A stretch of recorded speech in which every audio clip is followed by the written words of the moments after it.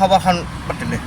হয়, আজি আমাৰ সদৌ Assam journalist and digital media সংস্থাৰ আহ্বায়ক কমিটিৰ উদ্যোগত আজি এখন আলোচনা সভা আছিলে আমাৰ। এই আলোচনা সভাখনত আমাৰ যিটো আগন্তুক পূৰ্ণাংগ পৰ্যায়ৰ যিটো কমিটি, সেই পূৰ্ণাংগ পৰ্যায়ৰ কমিটিৰ গঠনৰ লৈ আজি সিদ্ধান্ত লোৱা হয়।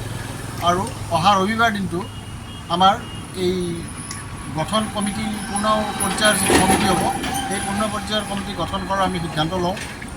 আৰু ইয়াতে আমাৰ কেন্দ্ৰীয় সমিতিৰ সদস্য উপস্থিত থাকিব। আৰু এই লৈ আমি এই আজিৰ যিখন সভা, সেইটো আমি অনুষ্ঠিত কৰিছোঁ।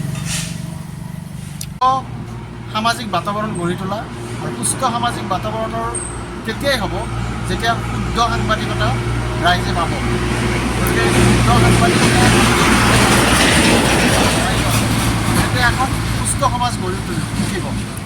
গতিকে আমি কেনেকৈ সুস্থ সাংবাদিকতা, নিৰপেক্ষ সাংবাদিকতা আমি দিব পাৰোঁ সমাজত, সেই লৈ আজি আমাৰ উদ্দেশ্য, আমাৰ এই সংগঠনটোৰ উদ্দেশ্য। দেখা হৈছে হয়, সাংবাদিকতাৰ যিটো আপোনাৰ নিৰাপত্তাৰ যিটো প্ৰশ্ন, এই নিৰাপত্তাৰ প্ৰশ্নটো এটা ডাঙৰ প্ৰশ্ন। গতিকে সেইটো লৈ সকলোৰে এটা চিন্তাৰ বিষয় হৈ পৰিছে। গতিকে ইয়াত সকলো পক্ষই কিছু পৰিমাণে জগৰীয়া কেতিয়াবা দেখা যায়। গতিকে সেই বস্তুখিনি পুংখানুপুংখভাৱে আমি চালি জাৰি চাই আমি প্ৰশাসনৰ ওচৰত সদায় দাবী জনাম, যাতে আমাৰ যিখিনি সাংবাদিক আছে, সাংবাদিকখিনিক যাতে সুস্থভাৱে সবলভাৱে তেওঁলোকে নিৰ্ভীকভাৱে বাতৰি পৰিৱেশন কৰাত আমাৰ প্ৰশাসনে সহায় কৰে, সেইটো লৈ আমি প্ৰশাসনৰ ওচৰত দাবী জনাম।